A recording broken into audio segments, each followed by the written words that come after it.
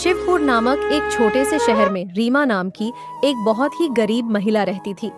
वो माँ दुर्गा की बहुत बड़ी भक्त थी। वह दिन रात माँ दुर्गा की पूजा और आराधना करती थी। उसे माँ दुर्गा पर पूरा विश्वास था। उसकी एक छोटी बेटी थी जिसका नाम महक था। रीमा का पति नहीं था, इसीलिए वह एक सेठानी के घर खाना बनाने का काम करती थी।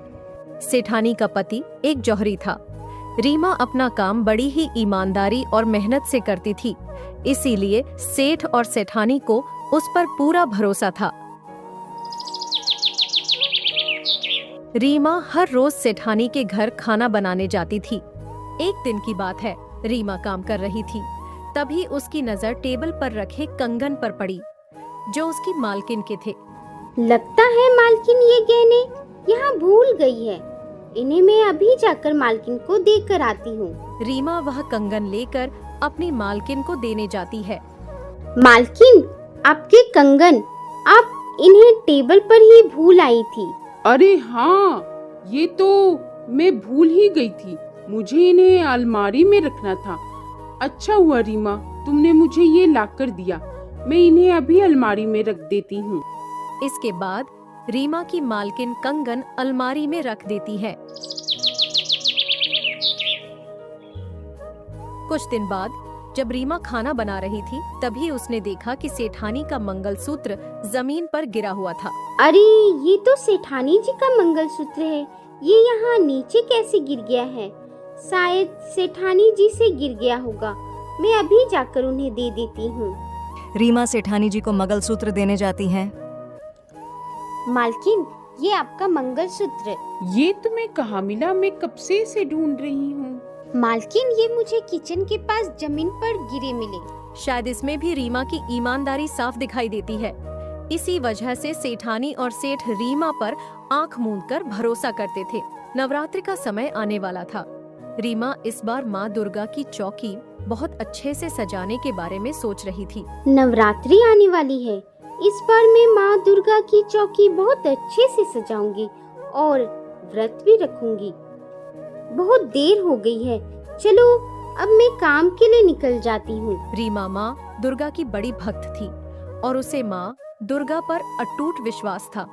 वह कोई भी काम माँ दुर्गा के आशीर्वाद के बिना नहीं करती थी। इस बार रीमा ने पूरी तैयारी कर रखी थी। फिर वह सेठानी के घर काम पर निकल जाती है और खाना बनाने लगती है। खाना बनाकर वह वापस अपने घर आती है और अपनी बेटी का ध्यान रखती है। मुझे आने में देर तो नहीं हुई ना मेरी बच्ची? हाँ, मैं आपसे नाराज हूँ। ये ले मेरी बच्ची, ठीक है, मैं कल से जल्दी काम करके आऊंगी। माँ दुर्गा है ना तेरा ख्याल रखने के लिए।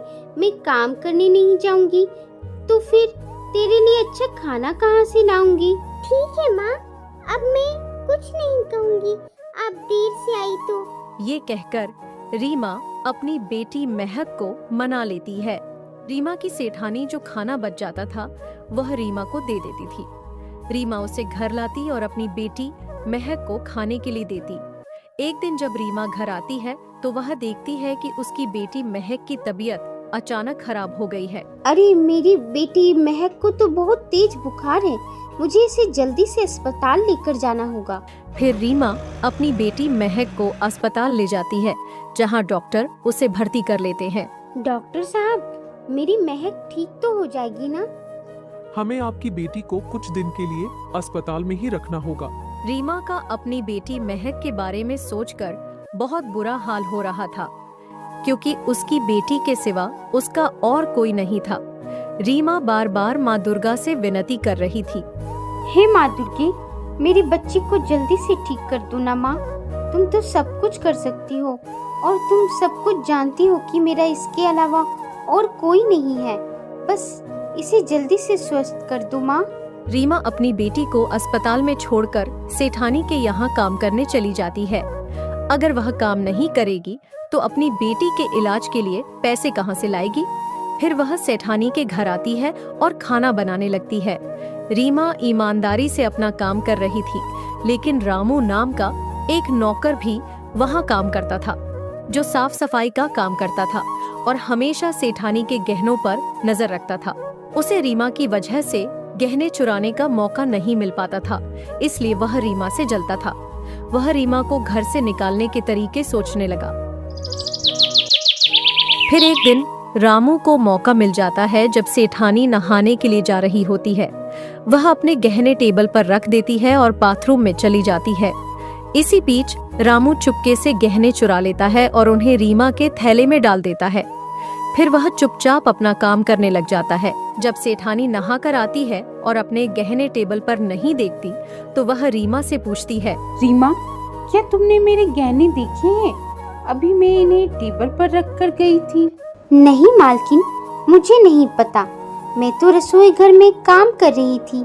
सेठानी हर जगह गहने ढूंढती है पर उन्हें कहीं नहीं पाती। मुझे अच्छे से याद है, मैंने गहने यहीं टेबल पर रखे थे, फिर वे कहाँ गए होंगे? रामू मन ही मन खुश हो रहा था।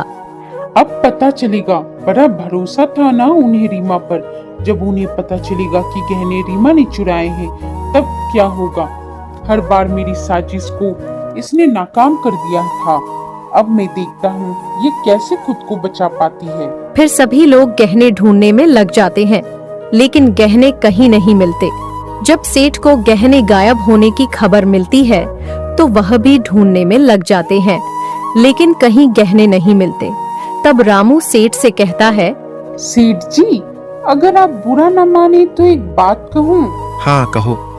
जब सेठानी जी बाथरूम में गई थी तब मैंने रीमा को टेबल के पास देखा था।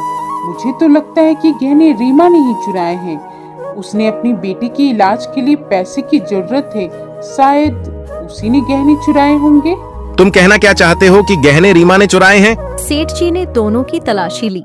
रीमा के बैग से जब तलाशी हुई तो गहने रीमा के बैग से निकले, जो कि रामू ने रीमा के बैग में छुपाए थे। यह सुनकर रीमा रोने लगती है। नहीं नहीं सेठ जी, मैंने ये गहने नहीं चुराए हैं। मैं तो किचन में खाना बना रही थी। मुझे नहीं पता कि ये गहने यहाँ कैसे आए मेरे बैग में। अगर तुमने गहने नहीं चुराए तो फिर ये तुम्हारे थैले में कैसे आए?